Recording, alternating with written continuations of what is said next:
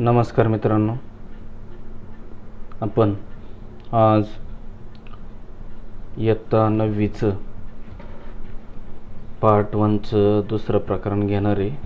याच्या अगोदर आपण पार्ट 1चं पहिलं प्रकरण जे आहे ते आपण यामध्ये कव्हर केलं आहे. आता तुम्ही ते पूर्ण व्हिडिओ बघितलेच असतील. तर आज आपल्याला दुसरं प्रकरण घ्यायचं आहे. यामध्ये ट्रीफॉल टॉपिक आहे.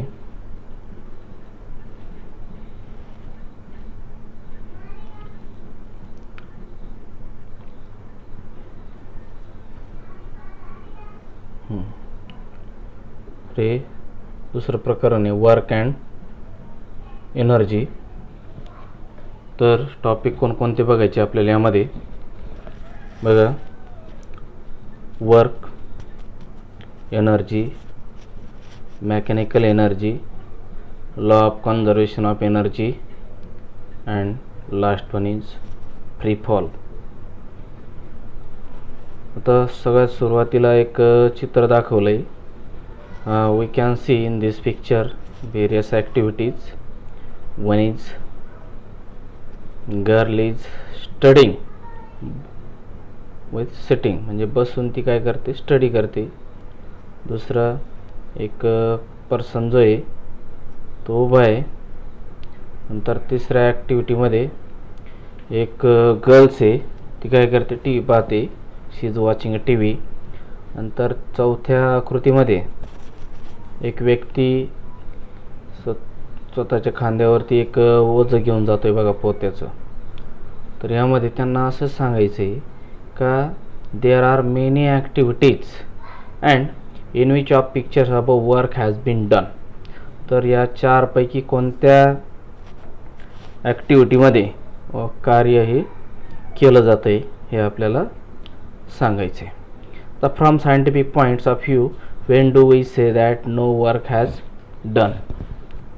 सो हिअर आता जनरली आपल्याला वर्क म्हणजे काय ते बघायचं आहे. तर work is said to be done when force applied on a object causes displacement of the objects. इथं व्याख्या दाखवली बघा, त्या इथून इथपर्यंत ही आपल्याला व्याख्या ही दाखवलेली. आता यामध्ये जर तुम्ही बघितलं का work is said to be कशाला कार्य म्हणायचं आहे, तर it is said to be as a work done when force is applied on an objects. एखाद्या वस्तूवर जर आपण एखादा बल जर लावला असेल आणि बल लावल्यानंतर तिचं जर विस्थापन जर होत असेल तरच आपण काय म्हणायचं आहे तिथं, तर तिथं वर्क हे डन झालं, वर्क डन झालं आहे. आता वरील जर आकृत्या ॲक्टिव्हिटी जर आपण बघितल्या त्यामध्ये कुठं विस्थापन होतं आहे. एक पहिल्या याच्यामध्ये विस्थापन तर काय होत नाही स्टडीमध्ये. दुसऱ्यामध्ये तो काहीतरी खेळतो आहे आणि शेवटच्या यामध्ये काय होतं आहे, विस्थापन होतं आहे. म्हणजे तो एका ठिकाणाहून दुसऱ्या ठिकाणी त्याने त्या पोत्यावरती बल लावलं आहे आणि त्या पोत्याचं काय होतं आहे, विस्थापन होतं आहे. म्हणजे जिथं जर जागा जर चेंज होत असेल विथ रिस्पेक्ट टू सराउंडिंग त्यावेळेस आपण काय म्हणू का दिस वर्क इज डन. आता generally any mental or physical activities is referred to as a work. When we walk or a run, the energy in our body is used to do necessary work. आपण ज्यावेळेस आपण चालतो किंवा पळतो तर त्यावेळेस काय होते, आपण एनर्जी वापरतो कशासाठी, ते कार्य करण्यासाठी. We say that girl who is studying is working or a performing work but that is a mental work. आता पहिल्या ॲक्टिव्हिटीमध्ये मुलगी काय करते, अभ्यास करते, परंतु हा काय ॲक्च्युअल वर्क नाही, तर it is a mental work. तिचं काय विस्थापन वगैरे होत नाही, परंतु तिच्या डोक्यावरती असं ब्रेनवरती मानसिक असा स्ट्रेस निर्माण होतो आहे. म्हणजे it is said to be as a mental work. In physics, आता भौतिकशास्त्रामध्ये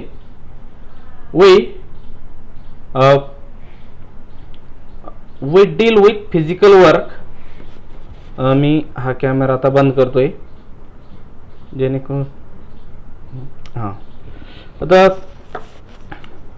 we deal with here we say that girl in physics we deal with physical work has a special meaning in physics. आता भौतिकशास्त्रामध्ये एक त्याचा फिजिक्समध्ये काय आहे त्याचा विशिष्ट असा meaning असतो वर्क डनचा. आता इथं व्याख्या ती सांगितली, तुम्हाला अगोदरच ती व्याख्या एक्सप्लेन केली. जर एखाद्या वस्तूवर जर आपण बल लावलं असेल तर काय होतंय, इथं वर्क डन होईल. कधी जर त्याचं विस्थापन होत असेल तरच काय होतंय, त्याचं वर्क डन होतंय. आता you have already learn that the work done by a force acting on a object is the product of the magnitude of the force and displacement. आता अजून एक दुसरी सांगितली का, work done is equal to काय, it is a product of magnitude of the force and displacement. म्हणजेच इथं जर आपण बघितलं हा फोर्स आहे आणि डिस्प्लेसमेंट यांचं काय आहे, प्रोडक्ट आहे, गुणाकार आहे दोन्हीचा. यालाच काय म्हणून आपण वर्क असं म्हणजे आता इथं दोन पॉईंट आपण कव्हर केले. वर्क डन म्हणजे काय आणि इट्स फॉर्म्युला. तर काय वर्क डन म्हणजे काय, when any objects way apply any force if its displacement is take place then it is said to be as a work done. आणि दुसरं काय सांगितलंय का, work it is a product of the magnitude of the force and displacement of the objects in the direction of the force. आणि त्याची ही जी displacement आहे कोणत्या दिशेने व्हायला पाहिजे, in the direction of the force. ज्या दिशेने आपण बल लावलंय त्या दिशेला काय झालं पाहिजे, त्याचं विस्थापन हे झालेलं पाहिजे. अशा पद्धतीने आपण पहिला टॉपिक हा कव्हर केला. आता नंतर पुढं मी इथं एक काय ॲक्टिव्हिटी दाखवली, काय बघा, can you recall Meenakshi want to displace a wooden block. Wooden block म्हणजे काय, एक लाकडी ठोकळा आहे, from point A to point B. आता कुठून कुठपर्यंत लोटायचं तिला तो लाकडी ठोकळा, पॉईंट ए पासून ते पॉईंट बी पर्यंत, along the surface of the table as shown in figure 2.2a. आता फिगर 2.2a कुठं दाखवलं आहे ते ॲक्टिव्हिटी, फिगर 2.2a ए मध्ये इथं हे जे दाखवलं आहे यामध्ये ए आकृती जी आहे, इथं आपल्याला ती ॲक्टिव्हिटी दाखवली. तर मीनाक्षी त्या मुलीचं नाव आहे, ए पॉईंट इथं आहे आणि बी पॉईंट या ठिकाणी. इथून इथपर्यंत काय करायचं, तिला हा लाकडी ठोकळा काय करायचा आहे, डिस्प्लेस करायचं आहे. आता पुढं all she has use a force F.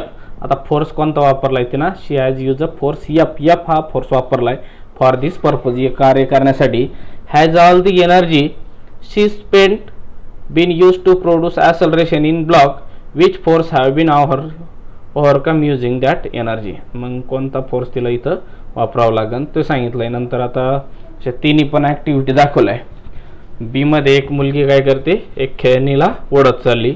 आणि सी मध्ये काय आहे, यामध्ये एक कार आहे, ती दुसऱ्या कारला काय करते, ती ओढते. अशा पद्धतीने या तीन ॲक्टिव्हिटी आहे. आता डिस्प्लेसमेंट ऑफ एन ऑब्जेक्ट्स, तर you must have seen event depicted in the picture b and C.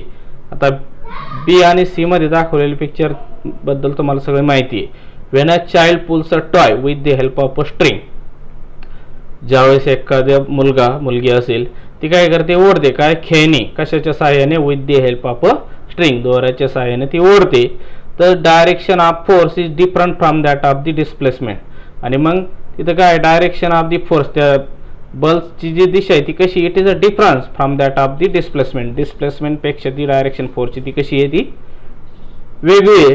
When a large vehicle tows a small ones. आता बघा, एक मोठा व्हेकल जे मोठी गाडी छोट्या गाडीला ओढते, त्यावेळेस पण तीच ॲक्टिव्हिटी आहे. Direction of force and displacements are different. म्हणजेच त्या फोर्सची डायरेक्शन ही डिफरंट आहे आणि डिस्प्लेसमेंटची डायरेक्शन ही पण काय आहे, ती डिफरंट आहे.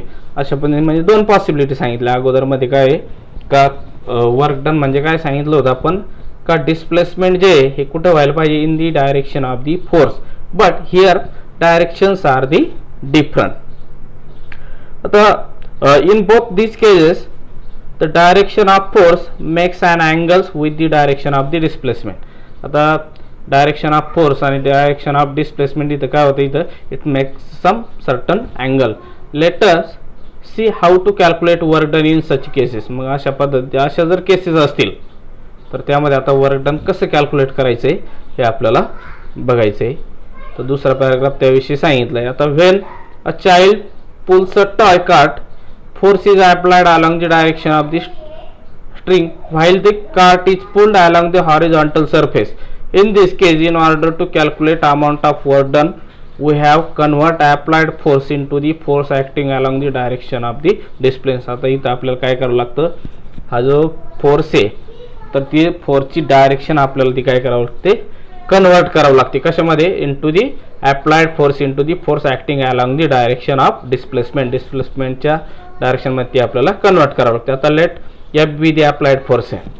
आता या ॲक्टिव्हिटीमध्ये काय आहे, एक मिनिट, तर let F be the applied force and F one its components and direction of displacement. आता बघा एफ हा आपण त्या ॲक्टिव्हिटीमध्ये फोर्सला अप्लाय केला होता. आता त्याचं कन्व्हर्जन कशामध्ये केलं आहे आपण, एफ वनमध्ये, its components in direction of displacement. Let s be the displacement, आणि डिस्प्लेसमेंट काय कन्सिडर केलं आहे, यस म्हणून. यस इथं दाखवलं आहे स्मॉल यस, तर तो it is a displacement. The amount of work done is given by, आता त्याचा फॉर्म्युला आपल्याला माहिती आहे. तर काय वर्कचा फॉर्म्युला, अप्लाइड फोर्स त्यांचा प्रोडक्ट होता ना, magnitude of the force and displacement, या दोन्हींचं काय प्रोडक्ट म्हणजेच काय वर्क डन. तर हा W is equal to F one into s, हा त्याचा फॉर्म्युला आहे. The force is applied in direction of the straight that is an angle with the horizontal. Let theta be the angle of the string makes with horizontal. आता angle किती तयार झाला इथं सांगितलं आहे, तो थिटा हा तिथं अँगल आहे. We can determine the components of F one of this force F which acts as a horizontal direction by means of trigonometry. आता ट्रायगोनोमेट्रीवर तो आपण काय करू शकतो, तो फॉर कॅल्क्युलेट करू शकतो. आता इथं आकृती दाखवली, त्यामध्ये बघा cos theta is equal to, आता इथं पर्टिक्युलर थिटा हा अँगल आहे. यामध्ये आपण जर आकृती बघितली यामध्ये, तर हा अँगल इथं तो तयार झालेला आहे. तर बघा cos theta is equal to base upon hypotenuse. आता बेस हाय आणि हा हायपोटेनियस आहे. तर cos theta is equal to F one, हा एफ अपॉन एफ आहे. आता एफ वन काय आपला बेस आहे आणि एफ हा आपला कर्ण आहे, हायपोटेनियस. तर the work done by F one is, काय मिळालं आपल्याला work done, W is equal to F cos theta s, then F W is equal to F yes cos theta. Enter your conclusion about the work done for specific value of the theta following table. आणि मग हे जे calculation केलं आपण त्यावरून आपल्याला काय करायचं आता इथं सांगायचं. आता जर अँगल जर 0 डिग्री असेल तर कॉस थिटा काय घ्यायचा आहे, अँगल जर 90 डिग्री असेल थिटा तर तो 0 घ्यायचा कॉस थिटा, आणि 180 असेल तर तो -1 घ्यायचा. आता फॉर्म्युला जो आहे तो काय वापरायचा तो सांगितला आहे, W is equal to F yes cos theta, नंतर 0 डिग्रीला काय W is equal to F into S, नंतर 90ला तो 0च राहणार आहे, आणि 180ला W is equal to F minus घ्यायचं आहे. लक्षात ठेवा ना, 180 डिग्री जर असेल तर तो W is equal to F into s, आणि इथं आपल्याला ते कंक्लुजन ते लिहून घ्यायचे.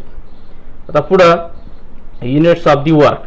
आता आपण वर्क डन म्हणजे बघितलं, तर वर्क डन म्हणजे काय, फोर्स इंटू डिस्प्लेसमेंट आहे, आणि त्याचा तो फॉर्म्युला पण आहे. आता त्यामध्ये आता त्याचं युनिट काय वापरायचं, आता फोर्सचं युनिट आपल्याला माहिती आहे. फोर्सचं काय युनिट आहे, न्यूटन आहे ना, यस आहे, तर तो न्यूटन्स इंटू डिस्प्लेसमेंटचा. आता डिस्प्लेसमेंट आपण कशाने मोजू शकतो, आता एस आयचे वेगळे आणि सी जी एचचे वेगळे, मीटर असेल, सेंटीमीटर असेल, किलोमीटर असेल, जे दिलेलं असेल ते. तर in S I system the unit of force is Newton. आता एस आय सिस्टीममध्ये फोर्सचं युनिट काय आहे, न्यूटन आहे, महत्त्वाचं आहे ते लक्षात ठेवा.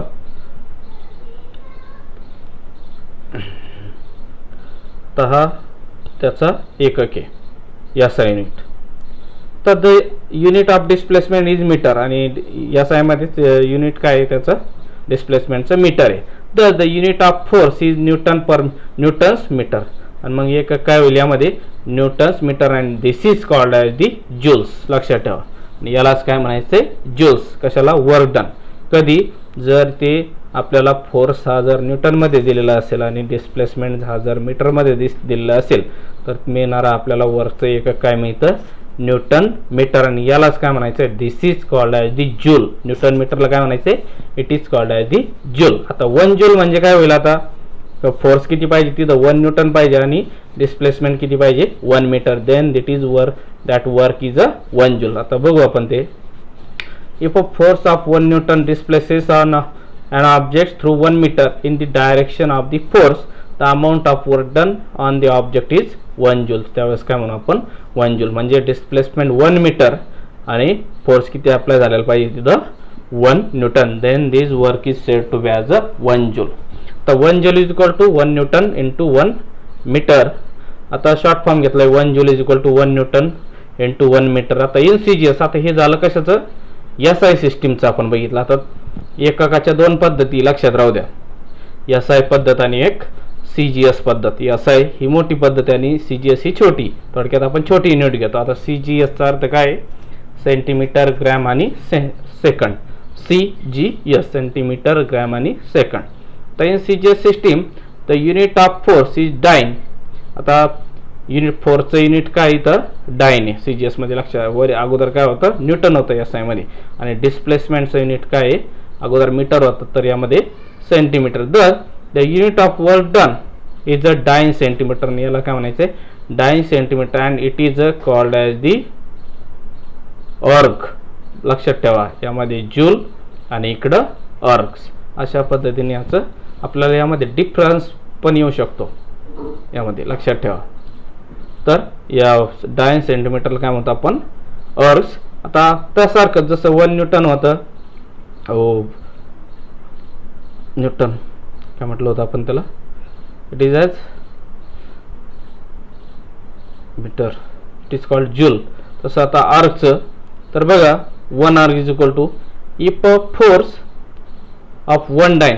फोर्स किती 1 डाइन आणि डिस्प्लेसमेंट किती होणार आहे 1 centimetre. Then this work is said to be as 1 erg. मग त्यासारखंच 1 erg is equal to 1 dyne into 1 centimetre. The relation between, आता हा महत्त्वाचा टॉपिक आहे, लक्षात ठेवा. बऱ्याचशा वेळेस हा परीक्षेला विचारलेला आहे.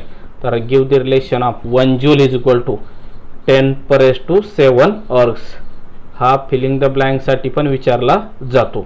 तर लक्षात ठेवा. आता हे कसं येईल, तर आता we know that 1 newton is equal to 10⁵ dyne. लक्षात आलं, 1 न्यूटन म्हणजेच किती आहे 10⁵ डाइन. अँड 1 मीटर बरोबर 10⁻² सेंटीमीटर. आता न्यूटनचं कन्व्हर्जन आपण डाइनमध्ये केलं आहे आणि मीटरचं कन्व्हर्जन आपण सेंटीमीटरमध्ये केलं आहे. मग आता वर्कचं फॉर्म्युला आपल्याला माहिती आहे काय, work is equal to force into displacement. तर फोर्स इंटू डिस्प्लेसमेंट. तर वर्कचं 1 जूल, फोर्सचं 1 न्यूटन आणि डिस्प्लेसमेंटचं 1 मीटर.